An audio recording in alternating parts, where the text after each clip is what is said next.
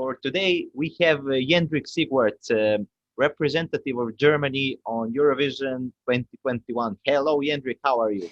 Hello, hello, hello. I haven't showered today. That's why I'm okay. I just saw my picture and I was like, oh, I look a bit messy. But besides that, I'm fine. How are you? I am also great. You're wearing a really colorful shirt. I am also trying, but there are only three colors.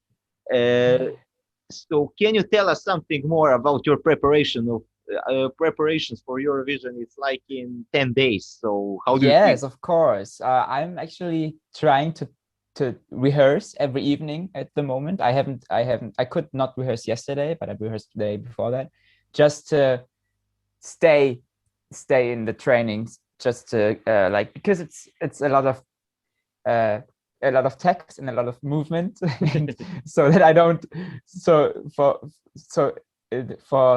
for me not to sound like hey, I have to rehearse every day, and that's what Do I'm you doing in the exercise? evenings. Do you exercise?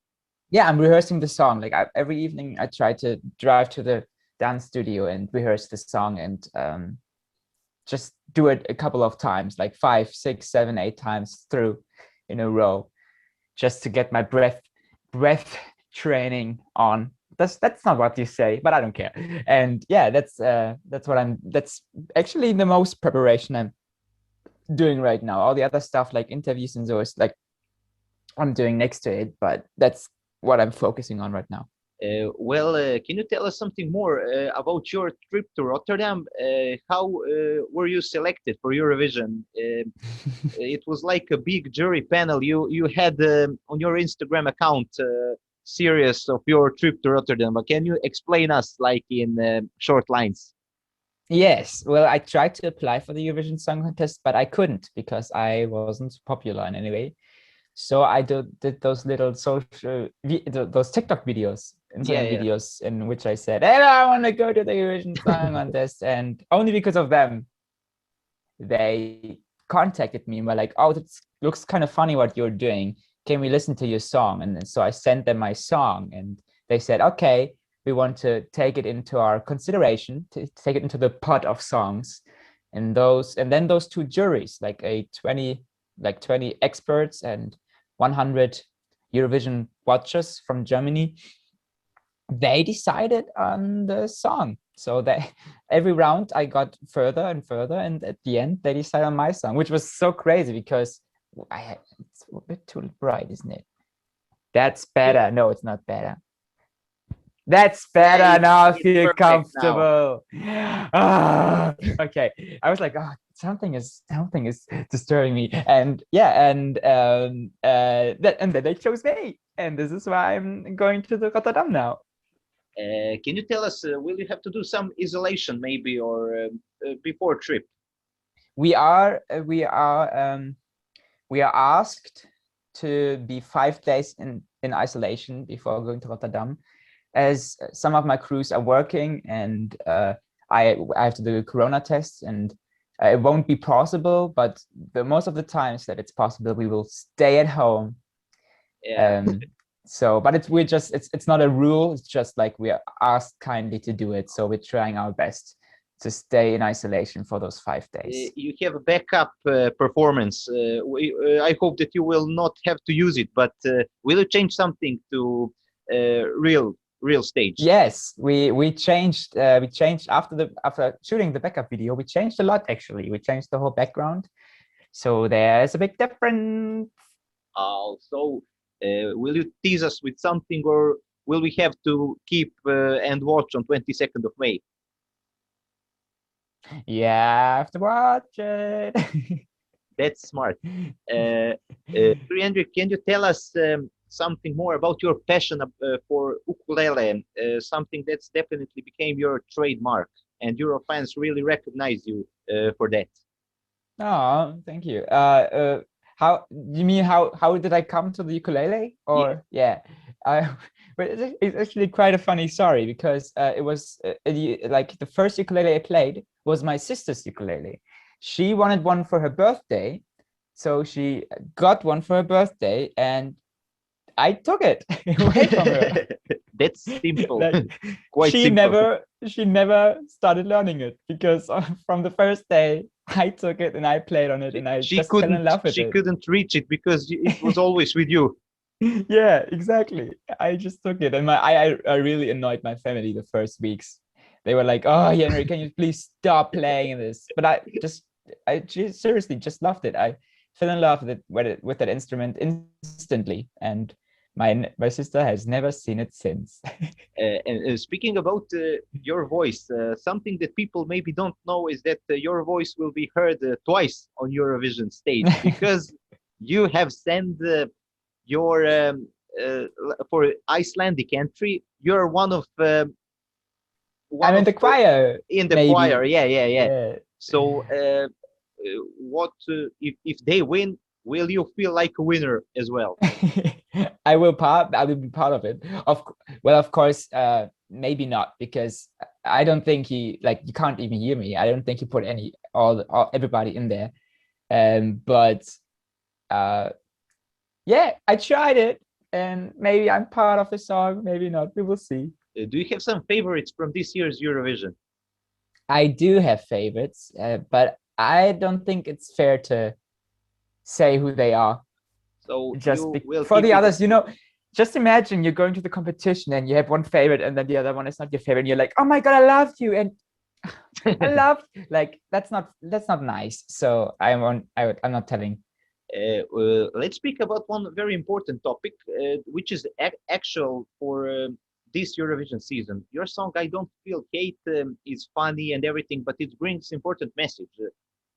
And many participants from this year had experienced internet abuse on many different levels. You are receiving various messages and everything. How do you handle it? Do you feel hate, or you just wiggle middle finger and go away? Well, actually, I mostly I get support, of course, because it's true, the Eurovision fans are truly really really nice and very supportive, and of course there's a few hate comments in between, and usually I try to, like, if it's just stupid hate, like, oh, I hate your hair, oh, I hate your song, I'm like, okay, it's your opinion, I don't care, you can say that. I like my hair, I like my song, I like who I am. Like, when people are writing, oh, he's so annoying, I'm like, yeah, okay, but I don't you say I'm annoying, but it's okay, it's your opinion, I don't care.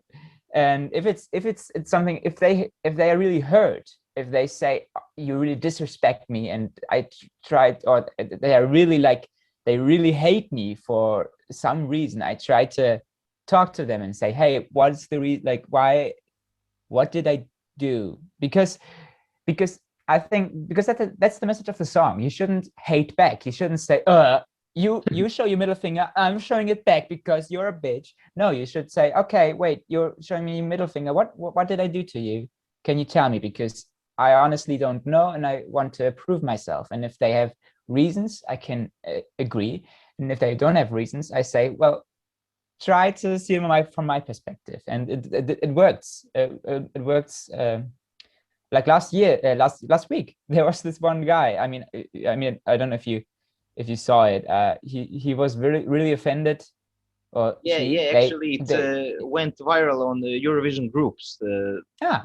And they were really offended with the penis, and which I understand, because for some people it's very offensive. So I said, okay, I will take it down. But then he just continued, or they just continued doing unnecessary hate, and I told him that I find it very unnecessary and it's hurting me. And they actually apologized on the next, maybe because I think it's maybe because of the pressure, because everybody was like, but they apologized, which I found really inspiring, to have the strength to apologize. Actually, you're answering to all of your messages. It's quite unusual, because you're probably receiving a big number of it. You're busy and everything, but you still manage to do it. How do you feel when you read the other messages of support?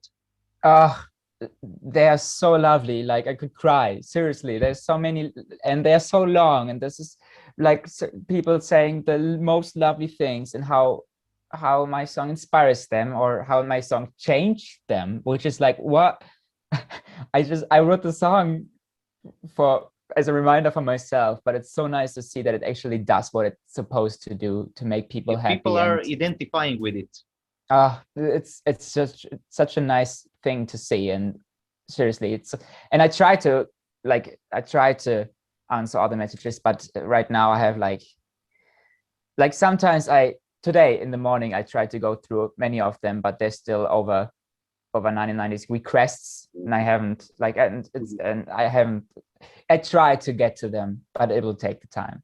Yeah, you are now in the middle of preparation, so people definitely understand that you cannot answer in that high tempo.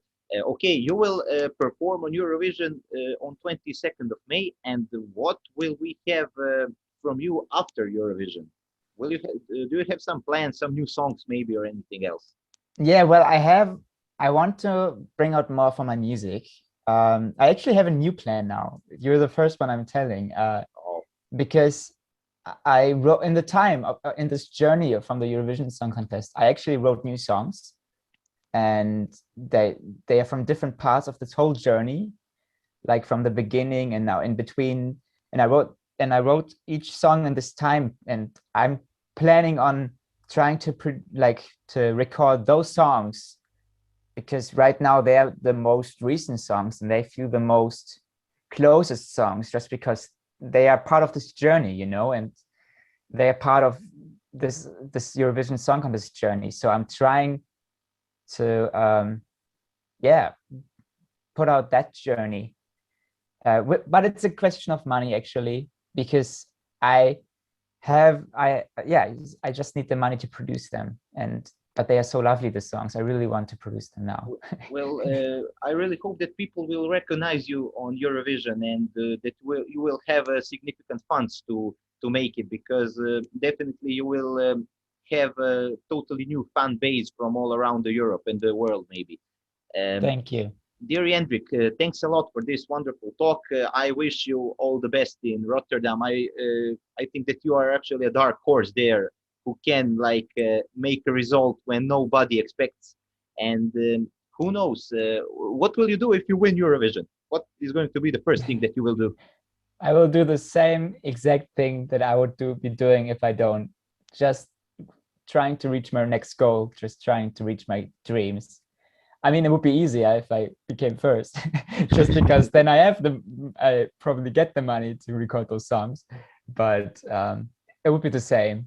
It would be lovely, because I really think the message should be one that is worth spreading in the world. Dear viewers, Jendrik Sigwards, thanks a lot again, and hope to have a nice Eurovision trip in Rotterdam. Thank you for having me. It was a lovely chat.